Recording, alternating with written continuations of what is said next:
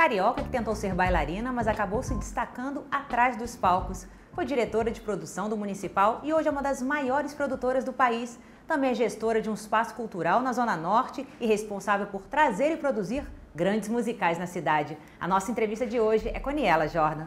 Aniela, muito obrigada por nos receber aqui na sua produtora. Você que vem de uma família, né, já ligada, na verdade, ao meio artístico. A sua irmã era uma renomada coreógrafa. Quando é que você decidiu sair do palco e ir para os bastidores? Então, essa história é muito engraçada. Na verdade, eu era adolescente, menor, e fazia aula de balé, minha irmã, né, trabalhando nesse meio de dança. E aí a Dalau resolveu montar um espetáculo e eu era a primeira da fila, claro. E foi montando mais espetáculos, o tempo foi passando, fui para a segunda da fila, depois para a terceira da fila, até que ela montou a Floresta Amazônica, que era uma grande produção do Vila Lobos, no Teatro Municipal, com a Margot Fonteyn, que era a maior bailarina do mundo, e eu fui uma árvore. Então eu cheguei à conclusão, se minha própria irmã me botou de planta, essa não era a minha carreira, e desisti nesse momento. Mas como eu gostava muito do backstage, dos palcos, eu resolvi ficar por ali. E na época não existia iluminação, né? Uma coisa que no Brasil não existia essa profissão. E ela trazia muito pessoas de fora. E trazia uma pessoa chamada Tom MacArthur, que era do Royal Ballet. E ele vinha fazer luz e eu passei a ser qualquer assistente dele, cortava gelatina, traduzia para os eletricistas e fui aprendendo e aprendi a fazer luz desse jeito até o dia que eu assumi sozinha e fiquei muitos anos fazendo iluminação. E quando eu entrei no Teatro Municipal, eu entrei como iluminadora. O primeiro balé que eu montei na vida foi Copélia, que eu fiz luz. Eu me lembro que eu trabalhava até meia-noite nos ensaios, depois eu chegava em casa e chorava de meia-noite às 4, porque eu não ia conseguir fazer, e dormia de 4 às 8 e voltava para o teatro para tentar fazer alguma coisa. E é bom, né? A gente muito jovem e só da Lau mesmo que teve confiança de me jogar nesse fogo. Mas assim que eu aprendi a profissão e fui crescendo, aí todas as companhias que vinham do Teatro Municipal eu ficava do lado, aprendendo, entendendo, porque... E assim eu fiz iluminação até o momento que um dia um dos diretores do Teatro Municipal achava enfim, a gente tem que investir nessa menina porque ela tem talento, tem futuro, e um coreógrafo que tinha vindo de fora montar um balé me convidou para participar do Festival de Miami para ficar lá como ouvinte, enfim. E eu fui para lá, passei um mês em Miami vendo o festival e mudou minha vida, assim, mudou meu olhar para o que era essa profissão. Mas nessa época que você era iluminadora, era uma profissão muito masculina. Não existia. Você chegou a sofrer preconceito? Muito. Os eletricistas, a galera do palco ficavam furiosos de ter que obedecer a uma garota, ainda mais mulher. Assim, fui muito sabotada, assim... Testada, né? Testada, uma vontade. Eu me lembro que uma vez eu fui fazer um espetáculo acho que foi em Curitiba, e a cabine de luz era muito lá em cima, e eu subia, chegava lá em cima, tinha que pedir uma coisa, ninguém me atendia, eu tinha que descer todas as escadas e pedir, subir. Sofri muito, mas foi um bom aprendizado. Foi nessa viagem que você descobriu o seu gosto pela produção? Então, também, na verdade, antes de ir para a produção, eu comecei a fazer coordenação técnica, eu passei muitos anos na técnica. Nessa viagem eu percebi assim, tinha o chefe de palco, que é uma profissão que não existia no Brasil, ele sabia absolutamente tudo. Ele, na verdade, ele tinha controle da roupa que o ator tinha que entrar em cena, e eu fiquei muito impressionada. Ele tinha um domínio e eu entendi que aquele era o jeito de trabalhar, trouxe para o Teatro Municipal e comecei a formar pessoas com esse olhar. Eu tenho muito prazer com muitas pessoas que começaram comigo. O chefe de palco do teatro, que é o cara coordenador técnico, que manda em tudo, começou comigo, ele era boy do balé. E eu achava que ele era um menino safo, esperto, e falei, você não quer vir aprender? E hoje em dia, assim, ele foi crescendo, e é muito legal isso. Assim como eu, né, pessoas apostaram em mim, é legal apostar em outras pessoas. Uma pessoa que me ajudou muito foi o Peter Gasper, que era, na época, o único iluminador que existia no alemão, que tinha chegado no Brasil. Na época ele estava na TV Globo e a gente foi convidado para fazer uma palestra para jovens. Eu era muito jovem, eu pensei, meu Deus, são loucos, o que eu estou fazendo aqui? Eu não sei nada. E o Peter me deu uma super mão e a gente ficou muito amigo e eu pedi para ele, olha, sempre que você tiver alguma coisa, me leva. E aí eu fiz Rock in Rio, como assim, fui atrás, fiz vários shows, Julio Iglesias no estádio do Flamengo, eu estava lá no meio do show, aprendendo, até que eu falei, pô, eu queria saber alguma coisa de luz de televisão e ele me botou para ser estagiária da buzina do Chacrinha. Depois disso eu passei para direção técnica, formei, enfim, o jeito de trabalhar no palco. Depois passei para direção operacional no Teatro Municipal, que era quem cuidava tanto do palco quanto da central de produções. Já tinha uma central de produções muito importante, fazia óperas e balés. E aí eu aprendi também sobre fazer figurino, fazer cenário, enfim, a gente fazia tudo. Até que chegou um momento que eu abri o departamento de produção. O teatro não tinha um departamento de produção, e aí eu montei o departamento de produção, o que eu aprendi muito sobre marketing, sobre programação visual, que era uma coisa que eu não cuidava. Eu cuidava só sobre colocar o espetáculo em cena. Passei a cuidar desse outro lado. E eu acho que o Teatro Municipal foi a minha grande escola. Realmente eu passei por todos os setores. Até comecei de árvore, passei por todos os setores. E foi uma grande escola, com certeza. Chegou um momento que eu pensei, bom, ou eu abro meu negócio agora, eu vou ficar para sempre empregada de algum lugar, por mais incrível que seja o lugar. E eu lidei com, sei lá, todos os grandes diretores de óperas e balés. E aí eu cheguei à conclusão que eu tinha que pedir uma licença do Teatro Municipal e abrir uma empresa para trazer companhias de fora. Com 2 sócias, aí eu trouxe vários balés, o Balé da Ópera de Paris, o Balé de Tóquio, o Balé de Monte Carlo. Como é que você entrou nesse mundo dos musicais? Então, eu sempre adorei musical, eu ia para os Estados Unidos e assistia todos os musicais. E lá no Brasil, lá atrás, quando o Adolfo Bloch era vivo, ele tinha um Teatro Manchete, ele montou alguns musicais, alguns que eu não vi, como O Homem de La Mancha, enfim. E até que ele montou Pippin. E eu era muito garota e eu passei a ser aquela fã louca que assisti 35 vezes, eu ia todos os dias, ficava maluca, fiquei maluca com ele.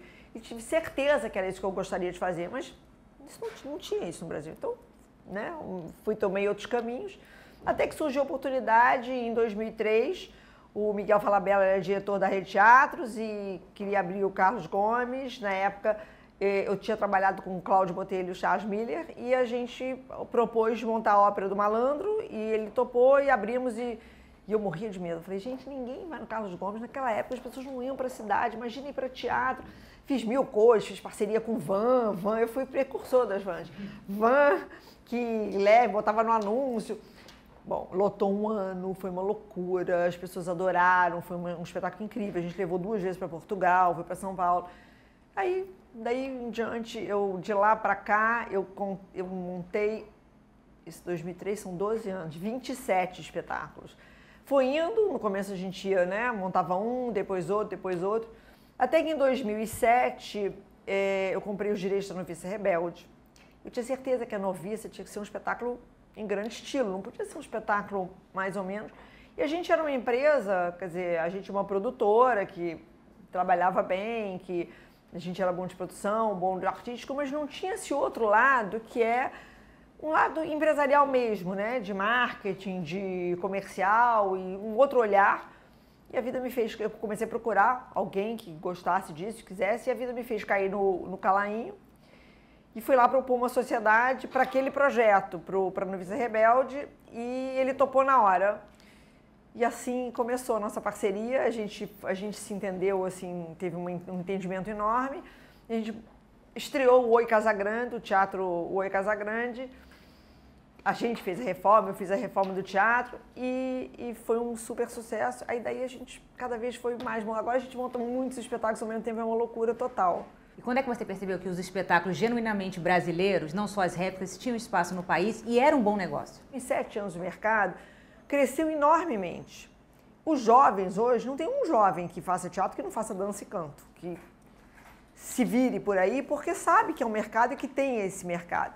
E também iluminadores, desenho de som, enfim, um pouco de tudo, o mercado ficou muito forte. Então isso começou, a gente fez Rock in Rio, que foi um musical que Roberto Medina procurou a gente para ver se a gente queria fazer.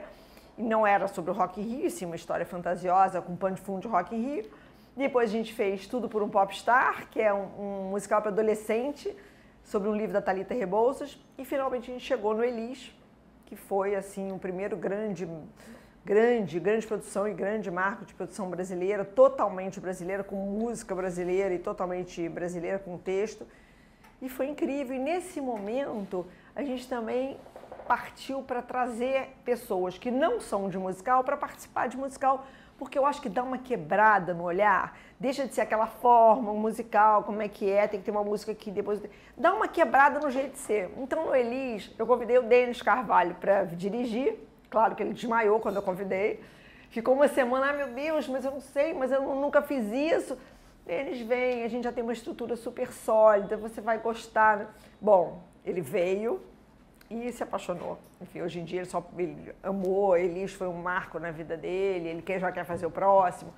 Depois, Se Eu Fosse Você, a gente teve supervisão do Daniel Filho, que também é um profundo conhecedor. Ele fala de musical, eu fico muda, porque ele sabe muito mais do que eu, impressionante. E aí ele veio fazer a supervisão artística. Depois a gente fez o Chacrinha, que eu trouxe o Andrucha. Esse foi menos reticente. Eu convidei ele desmaiou, mas falou, eu? Falei, ele, tá bom. Foi assim, ele veio e também adorou, se apaixonou, adorou, curtiu. Por que são realizados tantos musicais biográficos? Olha, eu acho que porque despertam o interesse do público. Na verdade, a gente só fez Elis e Chacrinha, que são diferentes, né? E nesse momento a gente não está mais fazendo nada biográfico, porque eu acho que a coisa interessante de uma empresa, de uma companhia que faz entretenimento e arte, é diversificar. Não dá para sabe? Se a gente faz um espetáculo mais sério, vamos fazer o outro uma comédia, vamos fazer o outro um espetáculo para a família. O Vamp, por exemplo, que é nosso próximo espetáculo, foi pensado, assim, eu fiquei pensando, a gente precisa fazer um espetáculo para a família, como a gente fez no Vice Rebelde, Mágico de Oz, como fizeram o Shrek, que traga a família toda, porque assim você interessa a criança, o pai, o avô, né? É legal. O que a gente pode fazer? Eu fiquei pensando, o que será que no Brasil, que história tem? Pensei no Sítio do Pica-Pau Amarelo, mas já foi feito com um tom de infantil. E a gente teve ideia, vamos fazer uma novela que foi para a geração jovem, né? Foi para uma geração jovem. E o Vamp, e hoje em dia vampiro tá super, né? Tudo é vampiro. Então eu acho que o Vamp, por exemplo, a gente vai pegar gente da geração que é de 30 a mais que assistiu o Vamp, e jovens que hoje em dia, então, é um espetáculo para... E aí o próximo vai ser um espetáculo mais sério, e assim a gente vai. Ficar fazendo só espetáculo biográfico, a gente tem musical de todo mundo, é muito, assim, não dá, né? Eu acho que, assim, os musicais que foram feitos até agora são de pessoas assim, Tim, Cazuza, Cássia, né? Tem gente que... Mas vai chegar uma hora que, né? Agora eu tô começando a fazer musical biográfico de gente viva. Sim, eu não consigo entender por que alguém quer fazer um musical biográfico de gente viva, porque você pode ver o show da pessoa, você vai ver o musical da pessoa. Assim, aí eu acho que é meio assim, vamos pegar esse filão que deu certo e vamos embora. Você acha que o mercado já tem maturidade para realizar um musical, tanto que o texto como as canções sejam originais, como era o Orfeu? É o nosso objetivo, a gente está buscando isso. No Vamp, por exemplo, a gente vai ter muitas músicas originais. O Barbaridade, a gente tem 2 músicas, que foram do Veríssimo e do Pedro Veríssimo, 2 originais. No Vamp, a gente vai ter, diria, 40% de músicas originais, compostas para o espetáculo. Esse é o caminho, eu acho que esse é o caminho que o Brasil tem que percorrer. Eu acho que é o correto, até porque a gente tem muitos autores incríveis. Mas eu acho que tem que ser aos poucos, porque senão pode ser um grande susto, né, para o público. A gente brinca, a gente fez um musical lá atrás chamado Sete, que foi composto pelo Ed Mota, para o espetáculo, que era um espetáculo muito dark, tipo Tim Burton, que era um espetáculo maravilhoso, com uma história incrível, tudo maravilhoso, mas foi o espetáculo que a gente mais ganhou prêmio e mais perdeu dinheiro, porque o público, né, não estava preparado. Então acho que a gente tem que ir indo e educando até chegar, já, daqui a pouco, a fazer tudo original. Agora falando um pouco da sua outra faceta, como é que tem sido a experiência como gestora lá no ex-Imperator, agora Centro Cultural João Nogueira? Então, acho que foi um presente para mim.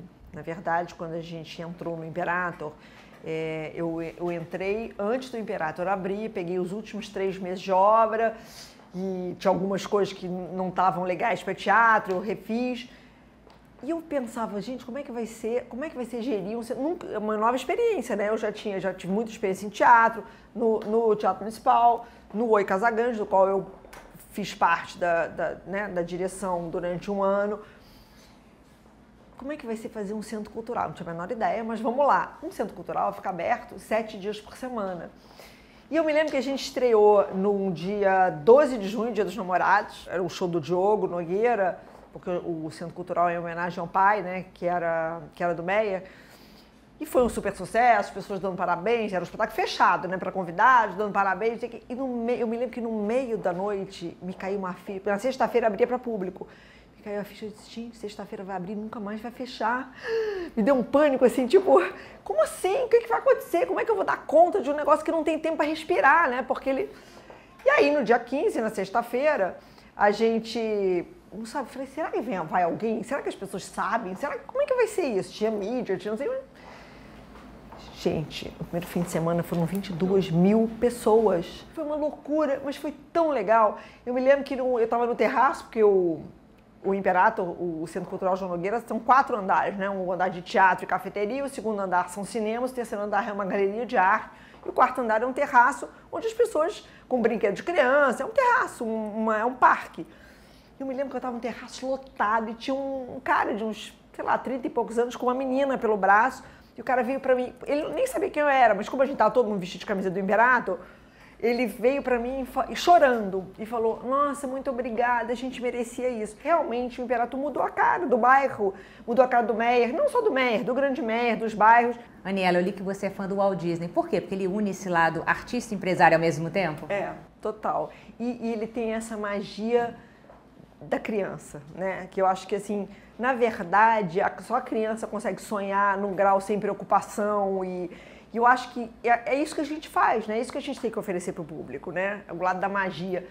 E eu não sei, eu acho que se você for na minha sala, eu tenho 500 bonequinhos, assim, tipo, as minhas filhas, eu tenho 2 filhas e quando elas foram crescendo, leva para Disney. Na 4ª vez que eu falei, vamos para Disney! Ah, mãe, não dá, né? Vamos para outro lugar. E eu acho que o Walt Disney é meu ídolo, realmente, e ele tem uma frase que eu tenho na minha casa que é gosto do impossível porque lá tem menos concorrência. De estagiária do Chacrinha para produtora do musical do Chacrinha, como que você definiria essa trajetória em uma frase? Eu sempre sinto que, o que eu vou ser quando eu crescer? Acho que eu não me dou conta do que eu cresci, que eu já fiz muita coisa, e eu acho que isso é o legal de levar para frente. Eu acho que a frase é o que eu vou ser quando eu crescer. Aniela, muito obrigada. Foi um prazer estar aqui conversando com você e te conhecer um pouco mais. Obrigada.